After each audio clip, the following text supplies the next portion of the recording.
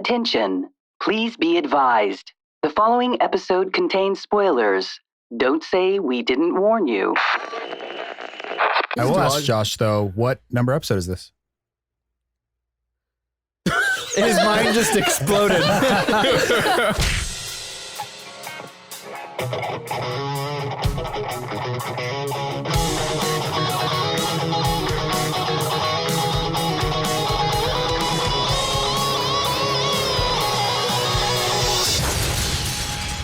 Nerd On. What is, everyone? Welcome to Nerd on the Podcast You Didn't Need But You Deserve, where all levels of nerd are welcome, even if they're, your wife. Or they're not in the center of the frame. I'd like to introduce ourselves real quick before we get into the topic and all that kind of stuff. My name is Corey. Caitlin. Josh. Ali. Corey. Mm-hmm. No, I'm Tom. And He does that to me all the time. In-house, it doesn't work the same with your personality, Tom. Oh, okay. It's You're true. you're too professional and good. I'm too loud. Rude it boy. works. I'm the rude boy in the lot. We have an in-house guest today. In-house. It's a very special guest to me. So special, I married her. Oh. It is Must be nice. Dana. Dana Corey's Powers. other wife. My First other wife. Yeah, my first wife next to wife. Tom. Next to Tom. Perfect. That's Can't fair. I be your first husband? Yeah, that's fair. Yeah. No, you call yourself the wife. yeah, you That's started not- that. We didn't No. give you that. You chose I that. said I'll be a great wife one day, but I say we share. Wow. You're a great wife now. So 2018. today we are discussing a new topic. It's not First something time we've done something Yeah, like this is a little new. We're actually going to be discussing a person, a director of sorts, a filmmaker, a storyteller. Dana. No, I'm kidding. one Mr. No. One Mr. Wes Anderson, which happens to be Dana's favorite director. Yeah. Holy crap! We're almost a year in, and we're doing new types of I topics. know. I It's pretty know. exciting. Oh my god. So we are going to be Unacceptable. going around discussing the specific films. For those of you who are longtime listeners of the show, we will not be going to synopsis of each film because then you'd have a 10-hour episode. Synopsis. So we'll be discussing different films. Go watch them. They're all good. They're all fun. But let's get into some business real quick. This episode is brought to you in part. by Don't take it from him. Just do it, Tom. You got our it. patrons over at Patreon. Oh. If you like what you listen to and you want to support the show and you want to hear more content and see all the cool things we do, then jump onto our Patreon, which is patreon.com/nerdon TV. Yeah. TV. But I will ask This is why Josh does it. I will ask Josh, though, what number episode is this? His mind just exploded. What is it, Ollie? It's 51. Woo. Ooh. Is that a magic number? Damn. And it's a It magic is. number because it comes right before 52. Which Which would be means- our Which would be One our 1 year anniversary. Happy Dana. Awesome. What are we doing for it, Josh? What are we doing for our anniversary? We are going to release Dun-dun-dun, basically. dun-dun-dun. Oh no. No. That's You're wrong. Bad, Tom. No. No. Should I just not talk? No. Because Tom You're just good. wants to keep talking. No, just kidding. So what are we doing, Josh? Well, we're going to do a binge episode, which is The Lord of the Rings. All Yep. three at once, all for you next week. 3 episodes. So Yeah. if Mega you episode. look at your new episodes list and it's Return of the King, go back a couple. Yeah. Yes. All three of them are going to be there Don't play that podcast roulette today. to celebrate Yeah. 1 year. But right now we are here with Dana Powers in the studio. I'm really excited about this. No New social giving name. each media. other I really looks like it. It's a great name. Across the by room. Yeah, we way. did just get married a year ago. Must be Aw. nice. Just a little over a year I got ago. my first, is that really your name the other day? Which Corey's had his whole life. And I got That was it. Austin. And I said, yeah, no, I haven't gotten that yet. That's dated now. It's dated. We're not in the 90s anymore. Yeah. Sorry. What The were you 90s saying? called. I was They just going want to their say, movie welcome references to back. the Nerd HQ. Oh, thank you. Let us know a little bit about yourself. Let our audience know a little about you. Who are you? What do you do? When I was 5. Well, yeah, it all started in 1989. Oh my God. And Oh, God. I used to be allergic to strawberries. Not Oh, my anymore. God. Watermelon is my favorite. Besides that, though, I'm a voiceover actress. That's what I've been doing full time for the past few years. I work primarily in commercials, but I have done a couple video games and handful of episodes on We Bare Bears on Cartoon Oh, Network. let me pick up that. I note love real that quick. show. Check it out if you have. Oh, it's so cute. Do you even? Were you mocking me? Oh my God. Josh is mocking me. I didn't expect that out of him. Anyway, that show is so cute. Sweet baby Josh. Sweet cute. Swear to Go God, check Well, it it out. sounds if you're mean to cute. my That's wife the again, thing. Ugh. swear to God. Any other Swear to projects we God. I know about? I She- just came out in State of Decay 2. If you like your zombie games. Another name I games. gotta go pick Yeah. up real quick. Other than that, if you like your Blue Cross Blue Shield commercials with the side of your She's your girl. Splenda commercials with the side of your whatever, I don't care. Whatever. Stuff like that. Yeah, then you'll nice. know me. Little voice actress. Ooh, and a little fun fact. The reason that I am part of Nerd On is because of Dana. This is true. It's true. There was Whoops, an sorry. extreme hiring process. It was however. actually kind of like a cascade it of happened things. apologize. so So, quickly. As we mentioned before, Tom and I work on a web series called PAs that we created and we write, and we needed a person for a specific role.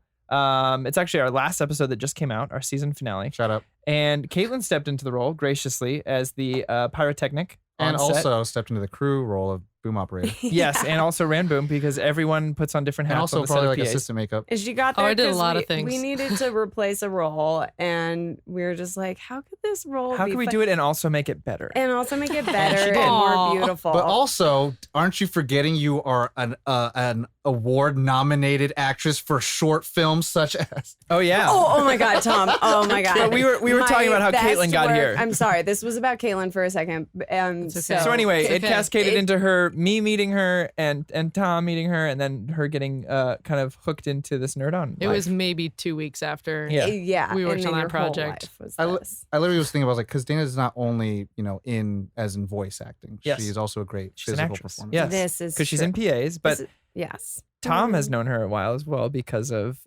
me in Because Bags we're and both married Buses. to you. Yeah. Yeah. Yes. Tom we're Short both Is married film. to that her. not what you were going to say? Yeah. That's what I was I was trying to And pitch on your the short next film. season of Big Love. No, I mean, and it's kind of funny talking about Wes Anderson, talking about it on a tour. Every director typically has their own go-to actors or actresses, and Dana and Corey have become mine Aw. forever. They're like We're little his stones muses. in my I love infinity you. glove. So Gum. just, just people I'm collecting. So Oh for yeah. my own What finger am dastardly I deeds. on? What knuckle? Probably the middle. Ooh. What It's do a I good get? one. What You get stone the- is you get the she? little one. You gotta sign I the was gonna say Pinky? probably the You got the pinky. little one? That's I'm The fancy as pinky? shit. That's why. Yeah, Don't yeah, worry about that's it. fancy. My stone. Well, because you got to do some cool stuff like this. Okay. So Oh my Good god. enough. I Oh. got the Giving a most thumbs up. passion. Yeah, that's Yes. about right. That was a thumbs doing a up. lot of finger stuff here. But yeah, Hashtag so finger we're stuff. all interweaved pretty closely, and I think that's really fun. I Yeah. enjoyed We it. like Thank you for each coming onto the other. show. Oh my God. Thank you so much for having me. I get to talk about Wes Anderson. Yeah. It's gonna be the best. I love him. He feels good. He's like a big hug when you watch his movies. Yeah. I'm ready. You tell me. For those when. of you who haven't seen it, spoilers ahead. We're going to be discussing His entire his filmography. entire All of it. filmography. So if you haven't seen any Wes Anderson films, or you're worried Yes. about one we may spoil, go pause it and watch it now because it's great. I'll tell you right now, there's a reason why his movies still come in theaters. Yeah. They don't go directly to DVD. Yeah, yeah. So, and Um, he literally makes it for like 25 million. So And like does a Whoa. quadruple, like 6 times his budget in box office. Oh my let me ask you a question, Tom. No. Okay. Yes, so Dana, yeah. bring are it over we here. rating? Because it's a person, right? So we're not really rating. I don't no, think we should. can't. No. We can't because the Yeah. thing, it's kind of like a TV show. We can't rate a show that's ongoing, or like Yeah. we can't rate a show that's ongoing, right? Got it. So it's kind of like he's continuing to make his work, and I wouldn't even know how to rate a person Yeah. and their creative. I just want to make sure there's works. no guest scrump on this no, episode. No guess scrum. So we'll jump right into what we like to do in the show is talk about initial reactions, How we got into kind of the- how you got into it. And Dana, we're going to start with you. What was the entry for you to know who Wes What was your Anderson gateway was? drug? Yeah. My gateway drug. This wasn't my first Wes Anderson film, but it wound up being my favorite, which was Darjeeling Limited. It came out the year that we were graduating high school. I've already said when I was born twice, so I'm just gonna. Yeah. Everybody knows me now. Class Anyway. of 07. That was class of 007. 07. Nothing. 007. That's kind of cool, actually.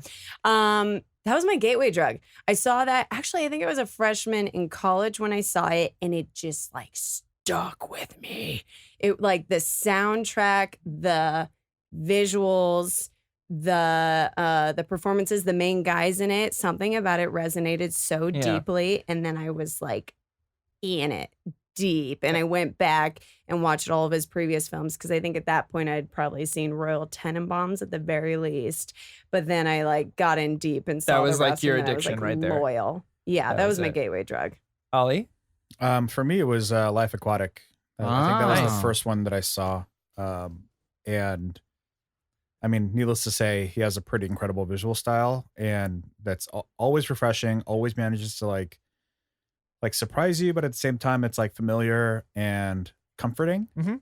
And I just love the sort of like diorama, like That's such a feel good way to put it. Yeah. to everything, every part of That's it, and it just perfect way to feels put like it. Yeah. It's definitely probably the nothing. way he makes things. Nothing is out of purpose or whatever. Very Everything is there, very It's intentional. methodical. And I Meticulous. just love Bill Murray and Willem Dafoe in that movie. And Yeah.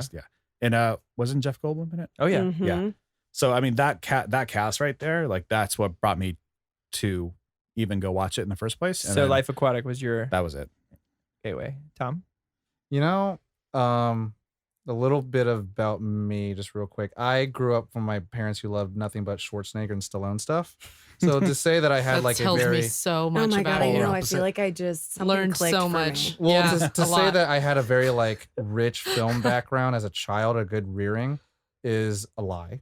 Because I had just cheesy popcorn flicks. So it's funny because growing up, like knowing about Wes Anderson, his aesthetic was like so jarring for me, and I was just like not okay with it. And then seeing later on how there was a certain like you met us. well, I was gonna say there's even in film school there was a certain discourse of people who really loved what he was doing. You know what he was doing with narrative and how he interwove style and story together, and it's just never stuck with me. What I equivalent it to is it's fine dining for someone that's been eating TV dinners for such a long time. And it took me such a long time to really start getting into it. And actually it was before you guys helped me get more excited about it, but Yeah. it was because of Grand Budapest Hotel. Oh yeah. And Mhm. it tied Birdman for It was his first art film. yeah, it tied Birdman for nominations, 9 Okay. at the Academy Awards. I did not know that. And it won 4 or 5 of them. And I was Haley. like, okay, all right, you have spoken. I get it. I have to just watch it and like Oh, it's so good. whether it's like dry oatmeal or not. But I'm like, and then Chips in the later on, pudding. but then like we talk about baggage and we talk about like what we bring into it and like learning all the things I've learned about film. I really started understanding just the art form of his own filmmaking craft. And I want to talk a little bit about auteur theory later on, but yeah. So I have now grown to very much appreciate his artwork, whether or not I like the narrative or not. Interesting. So I like that. it's kind of like it's always a good mind exercise. Yeah. It engage you're Mhm. forced to engage as an audience member. I think that's kind of where I lie to. love it. For me, it was Royal Tenenbaums. Dana, actually, I think is the one who showed it to me in like high school.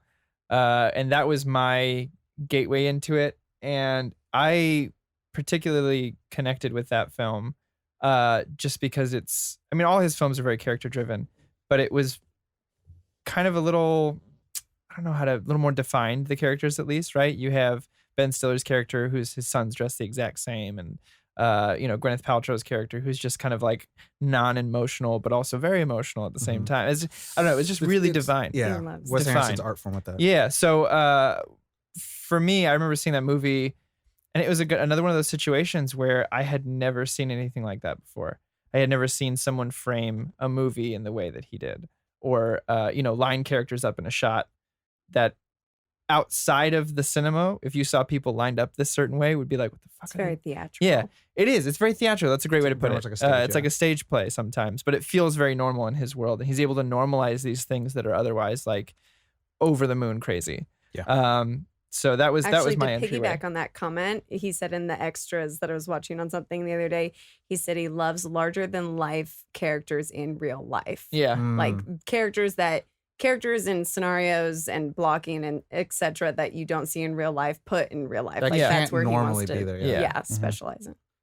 Kaylin? My intro to Wes Anderson has actually only happened in the last couple weeks.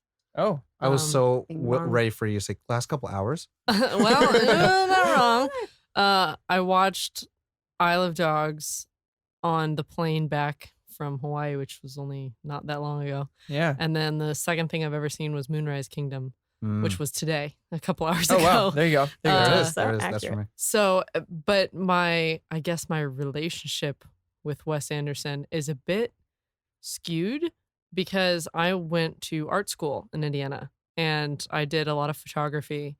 And I remember all the time professor being like, "Oh, this has such a wonderful Wes Anderson quality. Oh, Wes Anderson this, Wes Anderson that."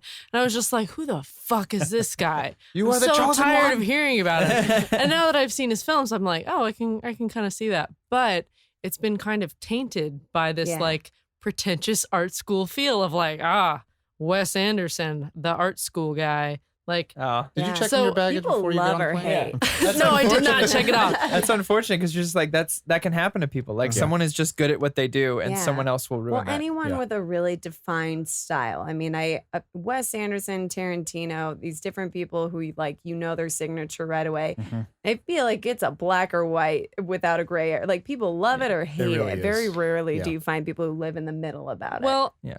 and I do though. Mm. Because Okay. I do because like I like what it is. It's just that it has that tinge of being like, this feels a little pretentious because of the background that it comes with. But at the same time, I watch this and I'm like, ooh, hello. Mhm. So Yeah. it's a mixed bag, but I like it. Sweet baby Josh. Joshy Josh. I think that my start with Wes Anderson keeps coming back. Hollywood Video. Yeah. You know, when you work at a R.I.P. video Hollywood store, my Video, God. baby.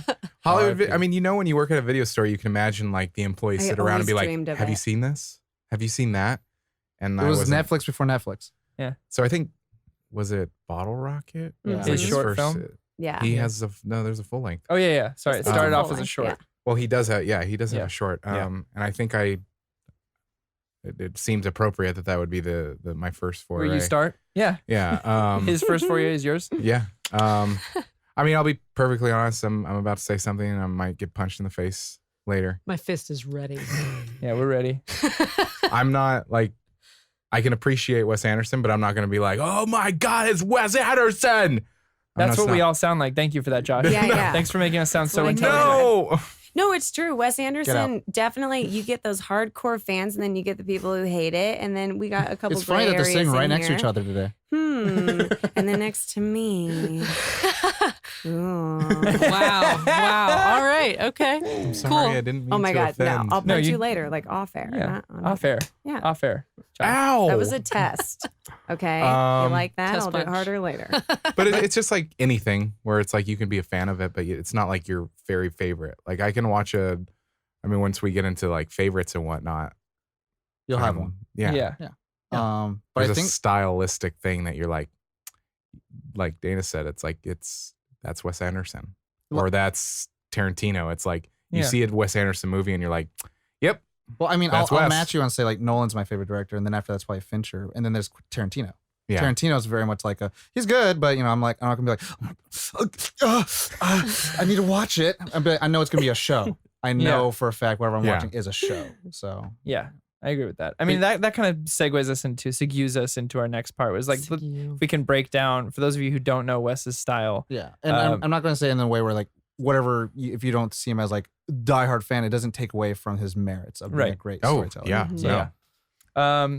Because as someone like the thing I enjoy, and I think I am one of those people who likes directors who make bold choices. Mhm. Like Fincher is my favorite director, and then it's probably like Wes Anderson, and I think you have a thing for the meticulous. yeah, probably. That makes sense. But like Fincher, Wes has like a very defined style that he's decided like it's not the norm. It kind of goes against the grain, right? It goes out. You're supposed to have the fucking rule of thirds, throws it right out the fucking window, right? But for effect, and that's what I love about it. So like, it's the Jedi way. Once you know the way, make your own way. yeah. Well, it's But- informed by it's film and filming style, should I say, visual style, informed by the narrative, informed by like the kind of story that he wants to tell. Yeah. Yeah. And like you said, breaking those bounds and pushing those bounds, as opposed to, and not to like call out another director, but like Shyamalan doing that, and I think he does that for the wrong reasons. Yeah. Yeah. You've been called like out. he breaks I mean, he breaks those film Suck it, rules. Shyamalan. I feel There were for times So it wrong. worked. A There's big- times that it worked. a but- bigger violator is Michael Bay. He does a lot of homage Yeah. to things, and it doesn't get used in the right way. Like Wes Anderson utilizes the style to tell the story, like you were saying, like a whip from one scene to the next scene, even though they're in the same exact set, it's exactly 90 degrees away from one room to the other room, so everything's still symmetrical, is built in because they want to show the space, but they also want to show how the characters move from Yeah. A to B. And that's something he's really good with too, is playing with space. He'll have characters so far from the fucking camera Holy for a crap. reason. Yeah. And then he'll either have them talk that far away or do something, or like that super zoom in really quick. Or and they'll then- run up to the camera. Yeah. Or run away from it. Like there's a great moment in Grand Budapest, which I'm sure we'll talk about, where he's about to get arrested and he just kind of fucking books it up the stairs in the background. And the camera doesn't move at all So the whole good. time. There's definitely a formula that he sticks to, and I think people love or hate it. I think I find comfort as a viewer in the repetition that he does hold. He loves a good sequence. You know what I Yeah. mean? He loves a good let's break out of prison sequence, or let's contact the head of, in Grand Budapest, there's the whole crossed keys sequence. He loves playing with status. He loves the older guy with the younger guy, kids acting like adults and adults acting like children, and all these different things. And you see it in every single movie. There's a comfort to that in a way. You had something you had said to me the other day about taking life-changing moments and mundane moments and kind of swapping He them. swaps them. He swaps a lot of things. Yeah. When I was watching a few movies over the past couple days too, I was sort of pinpointing all of his things that he does. And he loves taking really big life moments like someone died Yeah. or a The cat died. proposal. Well, Steve Zissou, the Life Aquatic, when she tells him your cat died. Yeah, It's and he just just really- brushes it off and says it. Or like in actually I think it's Grand Budapest. He Zero is like, you want to marry me? And she's like, yes. And then they make out and then it's over. Like all those big life moments are handled in about 3 seconds or less, but then super like random tasks can be drawn out for about 20 minutes, but in the most intricate, interesting I ways. think And a I think these great- are all the elements that drive people crazy. Great or example. you Yeah. love. The great example of like the mundane being huge is the fight in Darjeeling Unlimited, the fight between the brothers in their car. They're just he's going over the different things that he has Mhm. planned, and the one brother doesn't want to do it, and so they start fighting, and then he's like, I'm gonna mace you in the face. I love you, but I'm gonna mace you. Like it's just like Oh it my started God, off yeah. as a super mundane thing, but it's one of the higher action points of the movie. Yeah, Which yeah. is really silly because they deal with a lot of deep It's shit. a lot of expected with unexpected. I- You expect a lot of his style choices, but he gives you a lot of unexpected moments, like the moment of Gustav just running away when he's like, she's been murdered and you think I did it. And then he just sprints backwards. You don't expect this very composed Yeah. person to run away immediately and look extremely guilty when he's not. Oh yeah, I mean the other moment that comes to mind is when we were watching Grand Budapest the other day, and Gustav thinks he's about to die, and Willem Dafoe is hitting the ice over and over again, and it's cracking, and so he starts going into poetry. Pontificating this like yeah, really about poetic. death and life, and Zero hits him off the cliff, and Gustav stops mid-sentence, mid-poem, and goes, "Oh shit, you got him!" Like it's those little moments that like really it's define it. unexpected. Yeah. You don't see it coming, even though you kind of know that Wes Anderson is a fan of that kind of thing. Yeah. You're always surprised. I do want to bring up 2 topics specifically about Wes Anderson and then his filmmaking style, because 2 things that come to mind whenever you think about filmmaking, you want to look at inside of a storyteller is mise en scène and auteur. For And- our audience who doesn't know what those are. Exactly. So mise en scène means making of a frame, making of a scene. It's a French term and it's widely used in a lot of film theory. Cahiers du Cinema talks about it a lot. Would you call it like composition? It's more than that. It's about everything in the scene at the moment you're watching it. Mhm. So it has to do with the music, has to do with the lighting, has to do with what's framed in it, what's the colors being used, what's the emotion of the people. So when you talked about how, children would be held at the top and then adults are at the bottom, you were reversing the dynamics that we normally see paradigms of like authority and not. But like specifically if someone's in the background or in the foreground, when they use a high angle or a low angle, when you do a high angle, you make someone look small. When you do a low angle, you make them look more powerful.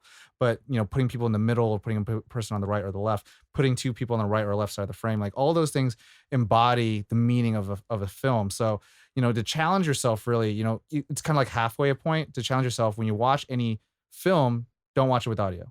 Just watch it and see what meanings you can get out of And just he's very looking at visual. He's a visual storyteller. and so and that's a cool thing too. Like all his aesthetic just looks like any cool portion of like Bed Bath and Beyond on the walls. It's just like here's all blues and all the different hues of it. Here's all grays or here's all the orange and green and all Yeah. the neutral colors. So it's like Grand Budapest Hotel. Like every time you're inside, it's just purple everything. Oh man. But the nice thing is like he does a really good job of with set dressing and design, telling you everything you know about a certain character Just by their surrounding. and specifically, like when he writes his screenplays, like he'll put whatever is specific. Like he doesn't write a lot of like detailed stuff, even though he's very detailed. The only thing that might be like, if it's detailed, it would be in like the corner of a room. It'll be like there's a lamp or a child in the corner of a room, like, and that's it. And he'll hardly write camera moves because Interesting. he's usually always a screenplay writer, not always a story writer. Right.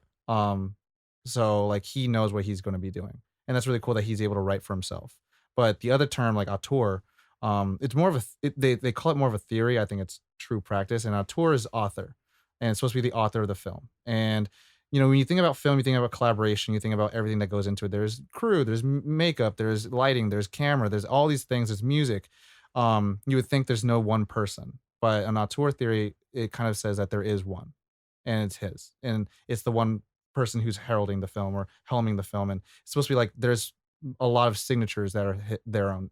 Like when you turn and watch a movie on TBS and you see a movie, it's like, that's a Wes Anderson film. Yeah. Like you don't have to have any context of it, but by the look, by composition, by aesthetic. line dialogue, you were able to tell like this is their signature. Yeah. The film For sure. And so I definitely think he is probably one of the greater auteurs of our time. I'll say it like this: you can hate him for whatever and say that his movies are bad, but he's an auteur. An auteur is an auteur. Mhm. Like he's the filmmaker's filmmaker. Yeah. In that sense of like, there's no one person that can replicate his style. Right. And so that's It's a good way to put it. Ollie, yeah. any thoughts, baby? Master of his craft. Mm-hmm. Yeah, like I put it before, the thing that I love about it is that it is refreshing. It's honest. It's visually stimulating because of the symmetry and because of the color palettes. Oh, if you have If an you're- OCD, If you're an side artist, of if you're yourself. OCD, ugh, if you're visually inclined in any way, like I'm like graphic designer by trade. It's probably the artwork you're looking at right now. Yeah. it's like a moving art gallery. So, His films. for me, it's just like- tableau after tableau of like beautiful artwork. And I could totally watch it with no audio and probably get as much enjoyment out of it. And just because of how much I love looking at his movies. Grand Budapest Hotel, but even like Fantastic Mr. Fox, Uh-huh. Mhm. like somehow still looks like a Wes Anderson movie. Oh yeah. Like, Absolutely. Mhm. His style Nails of it. stop animation is really good too. and that's the thing that I can admire is that kind of going back to the point of like pushing the envelope and kind of moving away from those defined like rules of cinema because they don't fit. It's not enough Mhm. for him, Yeah. and he needs to create his own languages. Yeah. It's a good way to put it. Josh. Well, I was with Wes Anderson Wes film. Anderson. You got me before Wes too. Anderson. Tell me, doctor. I think it's very interesting that the casts are always brilliant. Mhm. Like Oh, yeah. you take something like Grand Budapest that we've mentioned many times, and you look at the cast list, and you're like, oh shit. Yeah. I mean, it is. It's all A-list. It's You like a gotta lot know, of it's like A-list. working what- with him must be wonderful when you can get a cast like that. But And they're they would have actors that you dinner would, with each other every night and that sort of thing. And like when you get that kind of bond in a group, you know that you're going to get some good chemistry and a consistent story. I think that's why I also think I find the movies very cozy and very warm is because it feels like a community theater. Mm-hmm. Yeah, like- totally. It's like a group of friends. Yeah. It's like, oh, that's what what's his name? Ed? Forgetting. He plays the Ed? inspector. Edward Norton? Yeah, Edward Norton. Oh. Sorry. Old Ed. Eddie. He looked so I am my offended. pal Ed. Edward Norton. Like you're like, oh, that's who he's playing this time. Or Yeah. this week or Yeah. whatever. Yeah. I want to add on to that. I'm going to say this: if you could reel in Edward Norton and his like egocentricism, then you're a good If- filmmaker. Yeah. Oh, yeah. Like if you could control Edward Norton from touching your script, then you're good. Well, it's yeah, like or I'm waiting editing. for He like probably has no control in editing either, Yeah, which is like usually in his contract. Wes Anderson probably got like two buff ass arms that he just strong arms everybody. Yeah. That's why he's I'm always like- in long sleeves. Yeah. I was joking to Dana about this before we started. And I was like talking about Jason Schwartzman, and I'm like, I'm just waiting for him to show up because I'm like, what is he going to be in this movie? Yep. Oh my God. And that's like, I love that I can look forward to that. And you in a look weird way. forward to You it. can look yeah. forward Yeah. to That's like that formula, that kind of those consistent themes and It's the crew. language that Yeah. he has. People like me or whoever who are big fans look forward to that. We get Mhm. excited to see who Jeff Goldblum and whoever is going to play. I think other people are like, oh, he uses the same people all the time. But when you got something good, like Like the center stick start to shot it. and then like Ugh. the characters start moving into just dollies. Yeah. Yeah, along with yeah, them, like, yeah. Well, a lot of just directors kinda use wheels. the same folks Oh, a lot. yeah. But the thing It's like a theater company. Yeah, I was just well- thinking like the Yeah. thing Yeah, I it's your resident actors. the thing I look up to for him too is that he has brought up the people he started with. Yep. So like Judd Owen Apatow-ish. Wilson was his Mhm. roommate in college. The Indian guy from a lot of his movies, but from Royal Tenenbaums, it was a guy that owned a restaurant that Owen and Wes would go eat at all the time, and so he put him in Bottle Rocket, he put him in Royal Tenenbaums, like he put him in all these movies just because he was like, It's loyal. yeah, you know what I mean, like, and so I respect him a lot for that as well. Like, yes, he's taken on these A-list people, but like alongside, I mean, luckily the people he's included in his things have now become A-list people. But ever since the beginning, he was putting Owen Wilson and Jason Schwartzman in things before they were who they are. Like I was saying in the beginning, of like you always have your go-to actors, and you two are mine right now. But Yeah. like Nolan does it, Scorsese's done it with De Niro, and then DiCaprio. But the cool thing about Wes Anderson is that like it's not like he has one and he sticks with it. It's more Yeah. like he has one, and then more people keep joining. Yeah. Mhm. Because I think Even it's Fincher does it. yeah, it's been pretty cool. I think it's kind of like something where like Wes Anderson's now become someone you want to work with. You want to Mhm. have at least one experience to work on a set with Wes Anderson. Mhm. Yeah. And it's amazing how many people that you're like, oh, they're now working with Wes, and then Yeah. you'll notice they're in all of his movies going forward. Yeah. So I think that probably also says something to his work ethic, and And that he's all these apparently has different respect. Performers can exist in one world together. When you see them in films outside of it, you don't think so. You don't think of Kate Blanchett and Jeff Goldblum living in the same world. You know what Not I at all. mean? Yeah. But then all of a sudden there they are. And it's working And perfectly. it's working. And it's so funny because when all of these people are in his film, all of their different quirky qualities come out and he embraces them in whatever character he's created. But then whenever you see them in other environments, you almost forget that they are, it's incredible that he can both embrace what makes an actor unique while bringing it into this universe that he's created. Yeah. He allows them to play with things that they have not been able to play for because Within a sometimes- structure. Yeah. because Yeah. sometimes they get typecast. Well, This like is a confident. fun fact for Life Aquatic, which was Ollie's his entryway, is that the character Owen Wilson plays, Kingsley or whatever, Ned. Kingsley Ned. was not written with a Kentucky accent, and he overheard Owen Wilson doing an impression of someone he was working on that war movie he was in. Which Owen Wilson was in a war movie. Yeah. Huh? Anyway, he was I had the same feeling. he was What? impersonating a fellow actor. Beyond Enemy Lines. Oh, I think that's it. that sounds it's- right. I'll double check it, but it's with I'll Gene look at it. Hackman. So he does an It's really good. impression of that accent, and he was like, "Hey, do you want to do that in the movie?" And Owen was like, "Sure, yeah, I guess." And that was, exactly like that. and that's in. So Wow. wow, crazier than a road lizard.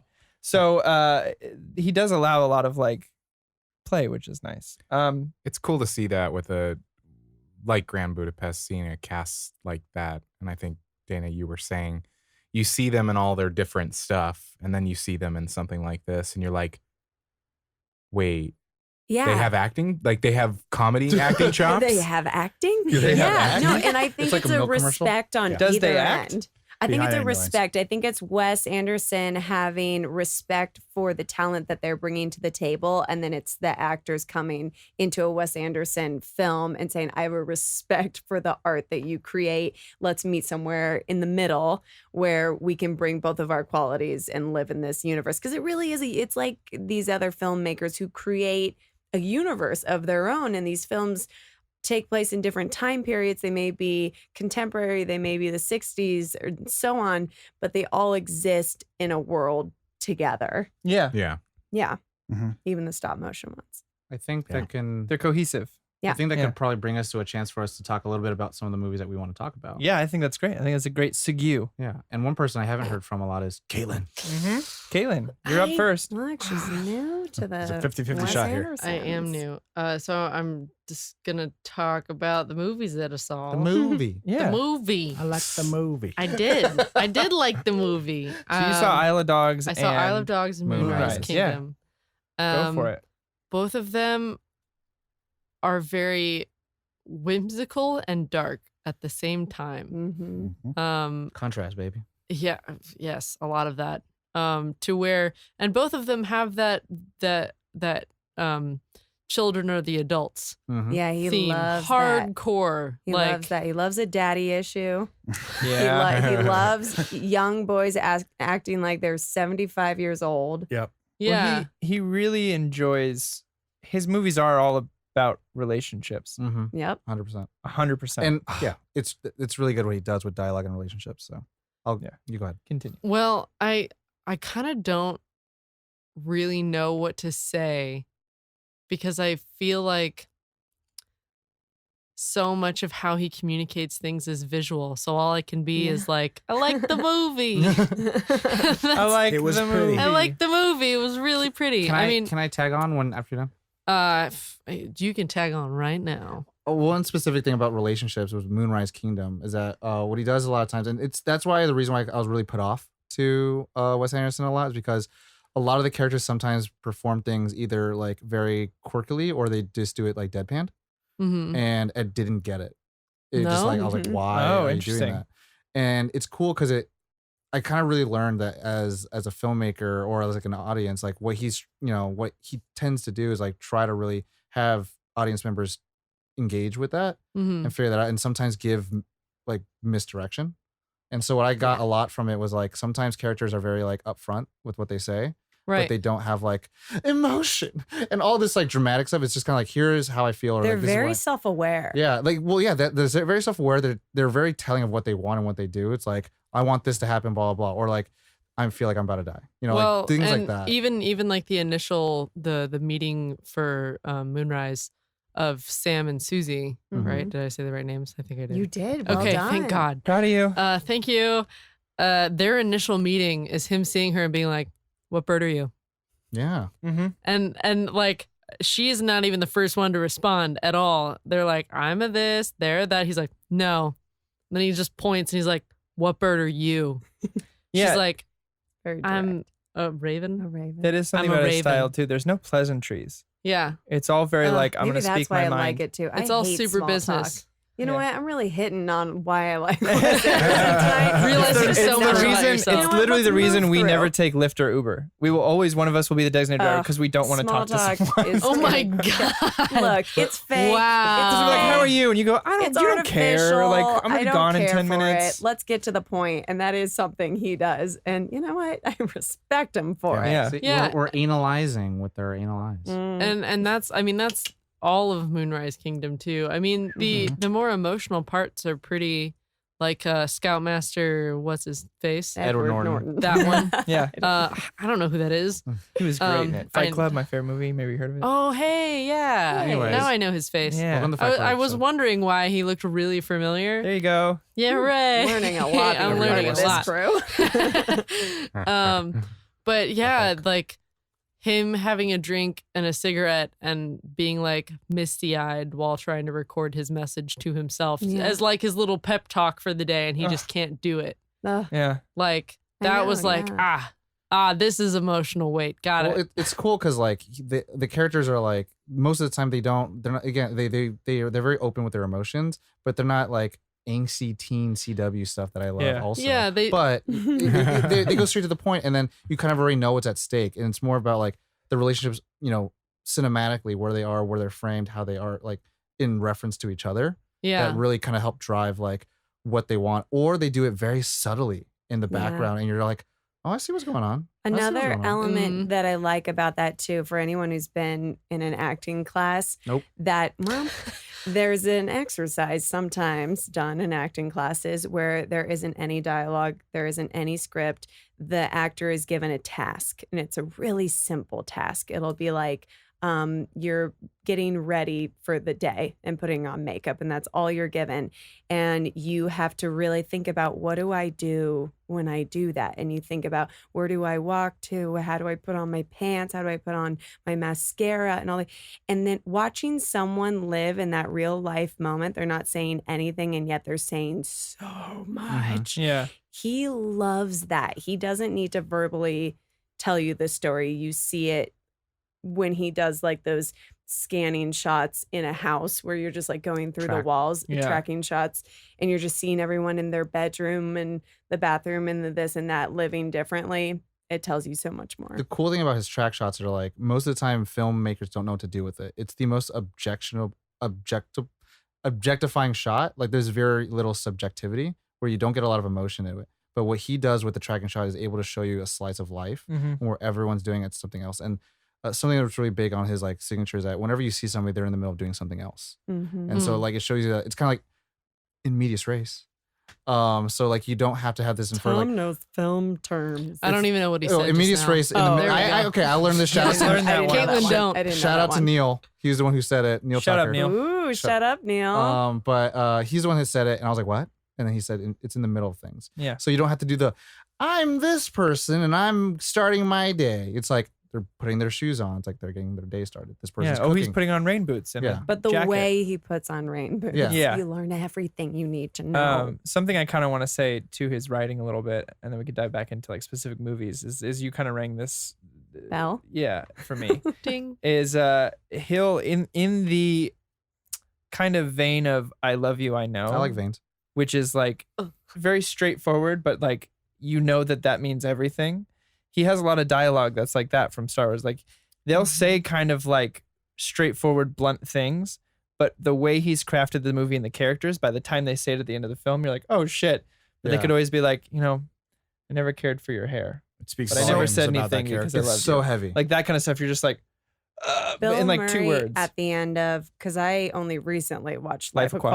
Aquatic, and at the very end when they're in that submarine and he's gone through the movie saying like, nobody likes me anymore, right? Like everybody liked me before and they don't now, and he's just kind of like saying it like when he's drawn the then line and stuff. He's drawn yeah. the line. And he's like, you're on this side and this side, and he's kind of throwing his little tantrums throughout, and then at the very end he just silently cries, Mhm. and then everyone puts their hand on his shoulder. There's Yeah. like 12 people all crowded in this submarine that only holds 6 people. Yeah, capacity And they 6. all put their hands on his shoulders as he cries, and he's having a huge moment, and you don't know if it's because his best friend died or the shark. You don't even ultimately know what it is, and so much is happening Yeah. right there after all the With no tantrums words. throughout the Yeah, movie. and plugged the my only ears dialogue through is all like of that.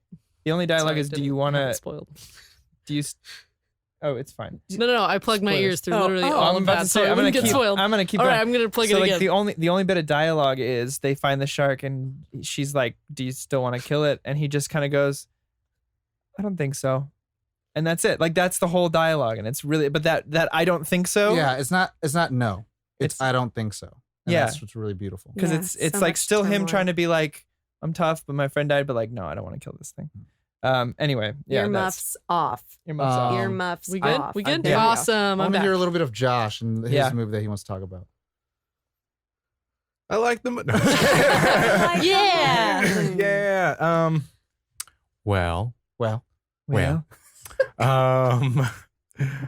Grand Budapest is a recent one that when we talked about doing Wes Anderson, I just remember going, oh, Grand Budapest. I think back to front, that movie has so many little things that are going on with it. But for me, like, my favorite thing about watching some movies is seeing an actor do something that they don't normally do. Like watching Ray Fiennes kind of be this Voldemort, not kill people. Yeah. Yes, but I think of him as John Cleese of like the straight guy reacting to everything that's going on in Yeah. a hotel.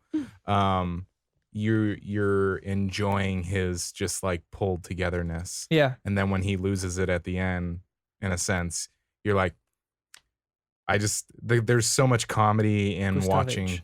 huh? Gustav H. Yeah. Darling. He's so self-serving, and then all of a sudden earmuffs. Okay. Is this gonna happen all night? And then he's so self-serving the whole movie, and then whenever he's relating with Zero, it's when Zero's doing something like him, Yeah. like talking really poetically or something, and then Yeah. at the very end, ultimately, he gets shot and killed standing up for Zero. Yeah. So it's like you see this like man who loves everything superficial and his perfume and his this and that.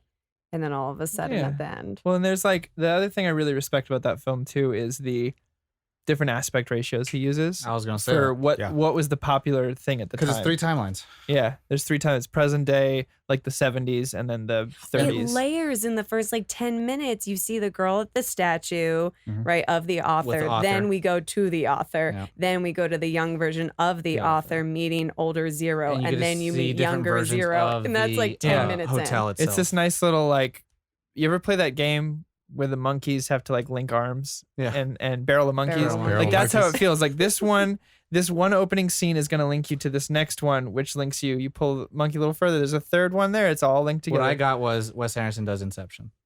And I was like, within that story is this story, and that story, and that story, and this story. Wesception. It's like, Jesus. And so I was like, okay, that's how some people do it. It is. Yeah, So that was really cool. but yeah, I think I get what you're saying, I mean, yeah. the whole cast is something that from start it'd be interesting to do an episode that was strictly on that to For like sure, we really can. We still analyze can, it yeah. back to front, but it's fun to. It's fun. It's a thoroughly enjoyable film from start to finish. Josh, It doesn't slow down. Did you I like the movie.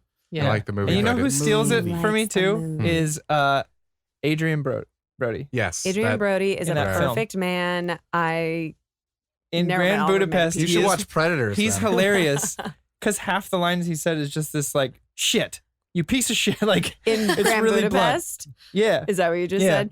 Yeah, it was cracking me up the other night because I didn't remember You fuck. his character being Yes. that way because they dressed him he's like stark black and this ridiculous he looks mustache like and everything. Salvador Dali. And there's all this, yes, he Dali. does. And who he plays in Midnight in Paris. There you go. But he's so dramatic looking, and you have all this poetic language from all the characters in that movie, and every time he speaks, it's like shit. Oh, that candy ass, and you're Yeah. like, oh my god, like, what is this dialogue? It's really Wes Anderson drawing upon his own style. You know, Yeah. so really making a point of like, this is how some people are, but this is also how my style is. And you see the difference, the stark contrast. So Mhm. it's really, really good. It's smart. It's calling reference to himself. It's intertextuality, but in a very stylized way. Yeah. Yeah. Dana, I think I know what you're going to talk about. Oh, there it is.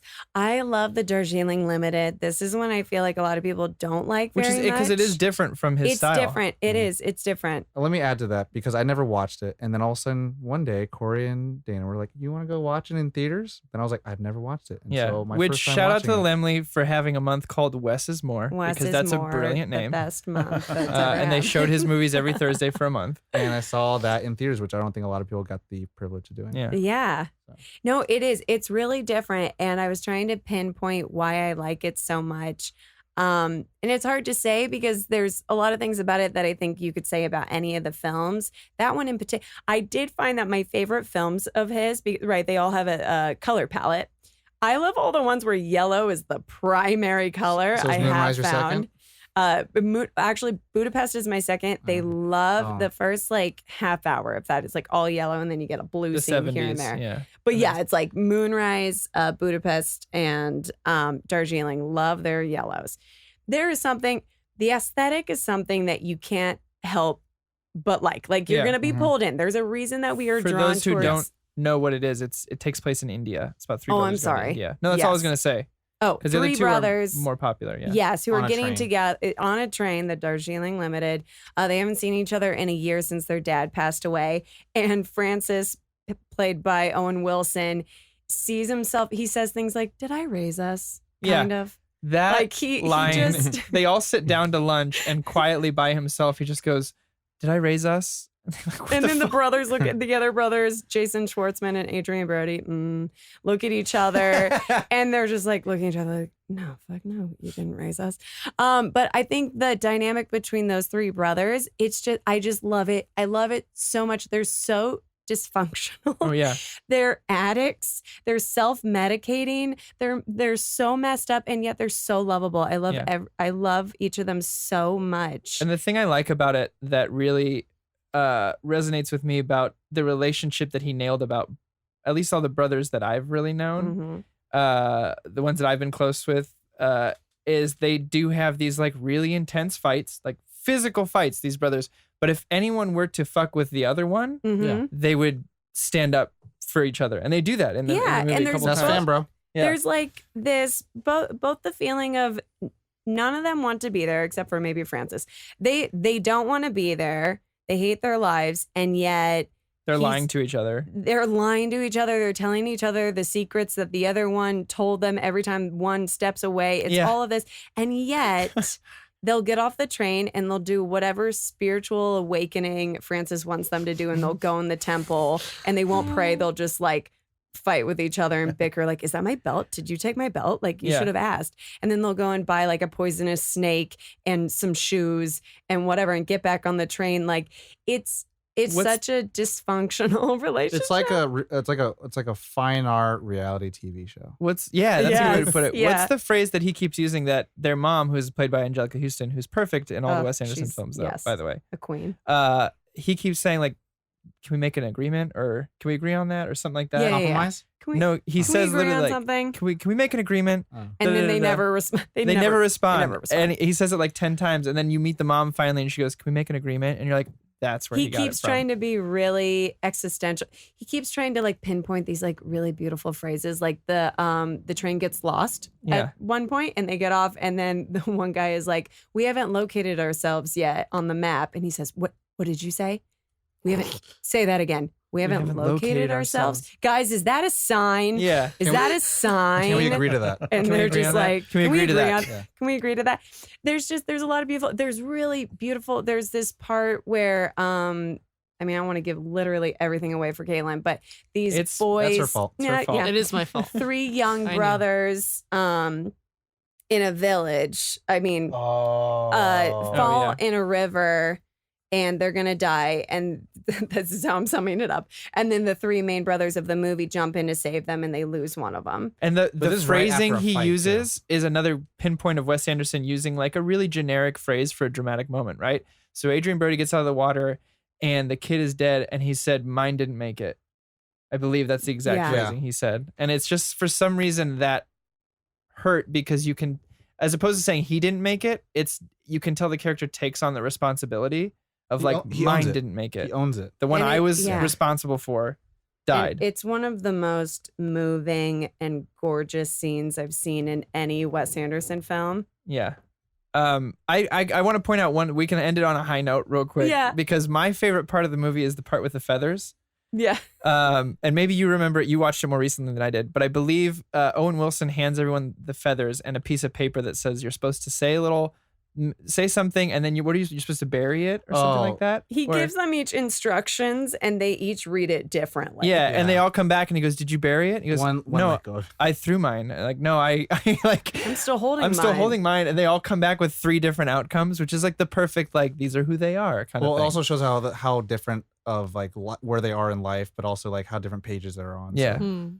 But yeah, we talked about a lot of the depressing moments. This film is also really hilarious. It's really fucking fun. I love it. It's gorgeous. It's a gorgeous movie. The soundtrack. Bill Murray's got a cameo. Oh, Bill Murray is in the first 3 minutes of the film. Never is in it again. He misses the train. He misses his train. Adrian Brody passes him to get on the train, holding his luggage at the end of the movie. The brothers let go of their baggage and jump on the train. So it bookends itself. But there's like a lot of sincere, sweet things. Like you find out partially through the film that the reason Adrian Brody's been getting headaches through the film is that he's wearing his dad's prescription glasses because he misses his dad a lot. Like, and it just those little things that invite you to know about the character without you knowing, like, hey, here's some exposition. Like, oh, I just learned something without really knowing that I learned something. It's a good movie to do that with. Yeah.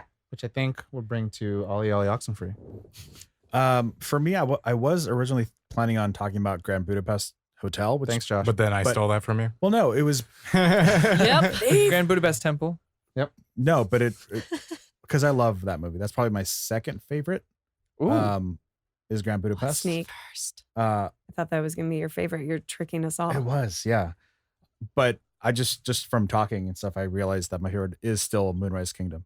All right. If like, and I'll say, like, if anyone wants like a staple Wes Anderson movie, and they want to know like what's this Wes Anderson character all about, go watch Moonrise Kingdom. Yeah. Oh like, because I feel like that was such a culmination of everything that makes him great. I feel like you need to make an after school special. What's this Wes Anderson character like? what's this Scorsese character? all Yeah. about?" The show is just called What the But- What with Ali. What the what? But I just love, like, obviously, like the main, the two kids, like having their love story throughout it is for me, that's the thread that pulls you through it. But to me, the thing that I love about it is all the extra characters on the side, like Bruce I was Willis. gonna say Bruce Willis. I've- No one's getting no love for Bruce Yeah. Willis. I he's have good in that. I have a very love and hate relationship with Bruce Willis, Me too. but I love him. Hashtag in, Kevin Smith. Yeah, exactly. That's Yeah. when you hear some of the stories, but this I loved him in. Yeah. I had to look it up because I forget Frances her name. McDormand Frances McDormand. is fucking phenomenal. Just the lemon Another bars queen. and like Mm, his like little Sandwiches. like love story, in the background. like sort of in the background that you just don't It's even. really good. It's You really have to fucking like good. really be paying attention and really care about what's happening in the scene to pick up on, which is, I mean, Wes Anderson invites you to stare at everything, Yeah. so it kind of works out, and that's why I think it works so well, is because it's his style. Yeah, I mean that's Tilda I love it. Swinton's really great in that too, as Yeah. Oh my the goodness. Child Protection for CPS or whatever Yeah. she's called. Yeah. It's one of my favorite- social services. That's what it is. And Yeah, she's social only in it for a a minute. little bit. Yeah.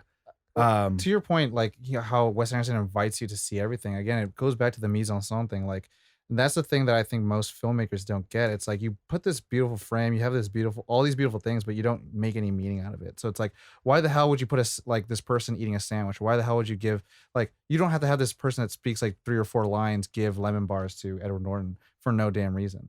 Yeah. Like, but he does it because it's going to pay off in the future, and Yeah. then it creates meaning. And I've always said that you can't really get a lot of meaning during the first viewing. You Yeah. have to watch it multiple Oh times. yeah. Yeah. And once you see Yeah. that, you're like, holy And that's the thing, balls. because like I was giddy throughout the entire watching of Grand Budapest.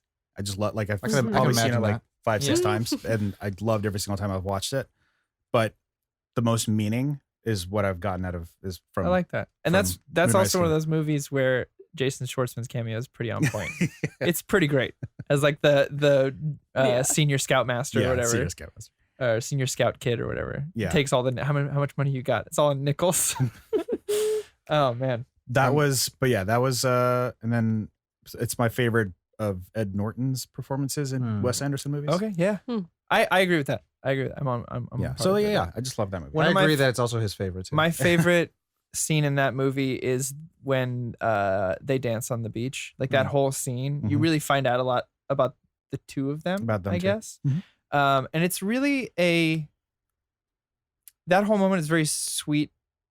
And I think the kids did a really good job of making it really sincere. And Um, good casting. He loves because Mhm. he has his consistent cast of like all-star actors, but then he'll find these awkward, just very real kids sometimes, or just people. Sometimes they're adults too, but like the kids in Moonrise, that girl, Yeah. bless her little heart. I don't know if she'll ever be in another movie again. She is so awkward, it's painful. And yet you could never have another actress act that awkward and real. Like that Nope. is the real deal when you're that age. Hmm. Yeah. And their little awkward like things and like Sam, whatever that actor's name is, I'm not sure, but It's precious. he's precious. His little what is that? Lisp? What is that? Yeah. I don't know. It's the cutest thing ever. And Wes finds these kids and he embraces what makes them unique. And I love Mhm. that. I love that. Worked really well because Mm. Yeah. child actors can be a gamble. Oh yeah. Yes. Oh, And he 100%. loves Very child much. actors. Also- that movie's primarily kids. It is. Yeah. Bill Murray in that scene when he walks in shirtless with the axe. Yes. Oh, Bottle my of wine God. and a glass. I know it was in the trailer, but like when that came out It's in the so movie, great. I busted up. I Yeah. forget the exact phrasing he says. I'm gonna but go it- find a tree to cut down, that's right. Yep. And then just walks out. And his kid is like, and it gets I back think into it. Dad has a problem. Yeah. But yeah, it's a super Shout fun out movie. to that Yeah. kitten. That was that's also in one of those almost all the movies scenes. that usually I know about his films coming out, and it kind of surprised me. And yeah. It He has kinda a way just with was that. like, whoa, this. When I saw the trailer, I remember being like, I wonder how this is. It looks cute, but I don't know how it's gonna Right. be. I was like, this doesn't feel. Like, but it's very Wes Anderson. Yeah. Yeah. I remember I'll getting go- it. Oh, sorry. I think it No, was the go ahead. kids because I think they focus maybe on the kids a lot more in the Yeah. advertising Yeah. for it. Maybe. It ahead, got Kelly. about halfway through, and I wasn't sure how there could be more movie because I was like, there was the arc that I was expecting, and it has occurred, and we are not done There's for so a many endings. long time. Yeah. I guess I'll go to me with for variety's sake, Isle of Dogs. Okay. So after my Westconnaissance, Yeah. Ooh. Wessence. yes, Westconnaissance. I was really kind of now really honing into like I'm going to look for everything that he has to offer, and so I watched Isle of Dogs, when movie passed in its golden days, and hopefully by the time this episode comes out, we'll be back to that. We'll see. Hashtag not sponsored. Hashtag maybe never. They can't afford sponsorship. But yeah, so I watched this and I remember seeing so many trailers for this. Like I think I remember seeing the marketing for this more than I've ever seen any other Wes Anderson film. Yeah. And then watching it, I watched it all alone because that's how I do it. And That's how Tom lives his Do you life. think the amount of marketing has to do with his success with Grand Budapest? Do you think the studio was like, Because I agree Yo, that it's definitely the most marketing I've seen for one of he's his made films. a movie that made bank and awards. Like now we can trust. Yeah, I think of it like maybe. this: like Wes Anderson has his audience. Yeah. He has a built-in audience, and people who are going to watch Wes Anderson films know what they're getting themselves into. This allowed people to be like, "I wonder what this is about," and it's about dogs. And I remember seeing more kids than I thought I was going to see in the theater. Mhm. And It's got very adult tones, which is yeah, surprising. which It's like Fantastic Mr. Fox. yeah, which I'm totally okay with having kids watch adult-themed Yeah. animated stuff as long as they shut up. But yeah, Yeah. I really enjoyed it. It was fun because so I watched Darjeeling Limited for the first time, and then I would be remiss if I haven't talked about Hotel Chevalier. Mhm. And that one makes me think of you. I always think you'll like that one. it's obviously a fucking sad, hopeless romantic thing. That's and a Tom film. it's so bad. Which, by the way, he had intended to have as a full Story. feature, and it came out. Also, okay, oh my God, I'm so sorry. This is the last thing I'm going to say for at least 30 seconds. My birthday comes up a lot in these films, and this is a recent thing I'm noticing. In Moonrise, they talk about September 2nd, and Hotel Chevalier. How do you say it? Chevalier. Yeah, Chevalier. Oh, I was going to say it right. That came out on September 2nd, and he's a fan of September 2nd, and I'm connected. Carry on. It's like aligned with the stars and the moon. I'm aligned. But no, watching that, like it, oh man, so I was like, what is that? And then I was whispering to Corey and Dan, and they're like, it's the movie before the movie. It kind of like informs the next one. I was like, there's how many movies are in this? How many movies am I going to watch today? And it destroyed me. It broke me apart. And I was like, oh my God, I get it. Natalie Portman because is the funny thing, because it later plays on where like he keeps getting these calls from his ex-girlfriend. It's like, I should leave a voicemail. I shouldn't leave a voicemail. She called. And then all of a sudden there's just one shot at the very end where it's just, tracking through all these carts in the train. And all of a sudden you see Natalie Portman in that character from Hotel Chevalier.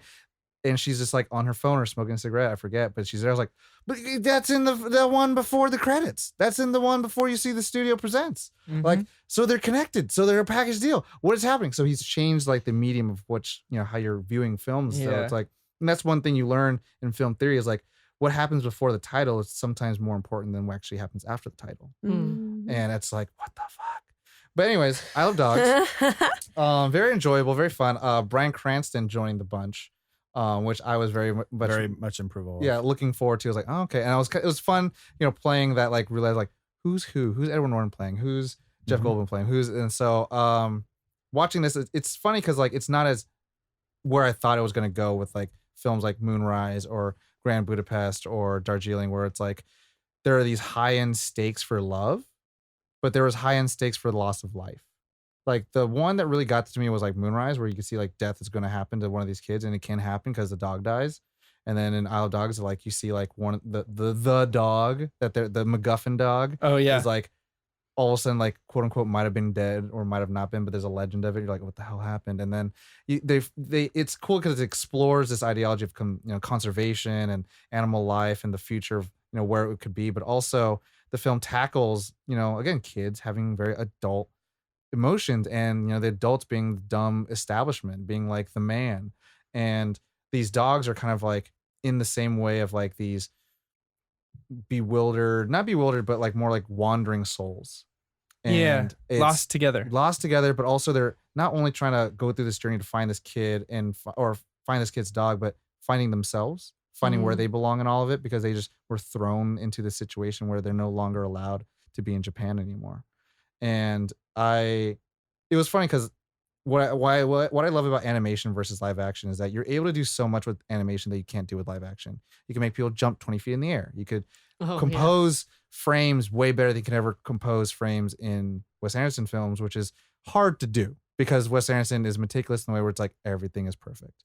And then he's able to like, I'm going to create the geography where they will walk this line and then it's going to be in the middle of the frame and it's going to be an eagle eye shot, which he was able to do with all his films because, you know, he's that kind of meticulous filmmaker. But with Isle of Dogs, he's able to, it's kind of like no holds bar. It's like, if I can get it, I'm going to make it. In fact, and it's like, if I can have it in live action, I'm going to, you know, create this world and do it. So, and, you know, it has a lot of its fun stuff with it where all the fights happen, the robots there, and then A lot of dog jokes. a lot of about, like, dodges, but then they itching and do scratching. the little fucking dust cloud of fighting, which is very cartoony, which is like, you know, it brings you out of it where you're like, oh, this is enjoyable. So it's really cool how he blends the story with a lot of the kind of like lightheartedness that film has to offer, but never kind of takes it away. Like, you know, we talk about bathos a lot where moments will be destroyed because they want to throw in a joke. They don't. It doesn't do it with this. Yeah. It's perfectly made into commas into the series. It's a good way to put it. What is it, Josh? Well, what I was going to say, the thing about Wes Anderson is that, like, comedy, it's the normal that It's can the be DNA. funny. And so you take these normal moments, like we've mentioned before, and are they funny? Maybe not if you just break them down and get them away, but if you put them into this situation, they can be funny. Mhm. And so it's like, maybe this isn't his message, and maybe it is, that anything can be funny. Yeah. But it's Yeah. like, that's I believe it can be. like anything can be funny. It doesn't have to be injected into it, but you Yeah. have to kind of like bake it into it. Yeah. Like it has to be like part of itself. Like it's not like an adding on top. And so the bathos, like what we have talked about, like with Marvel, you know, it's a serious moment, and then out of nowhere something happens. This is like, no, it's a part of the scene, Mhm. and it just Mhm. becomes, Doesn't call attention to it. yeah, Doesn't call attention to it, and it's not woven in. It's not like it doesn't degrade anyone's intelligence of the characters. Right. yeah, Like, you know, sadly, like Guardians of the Galaxy 2,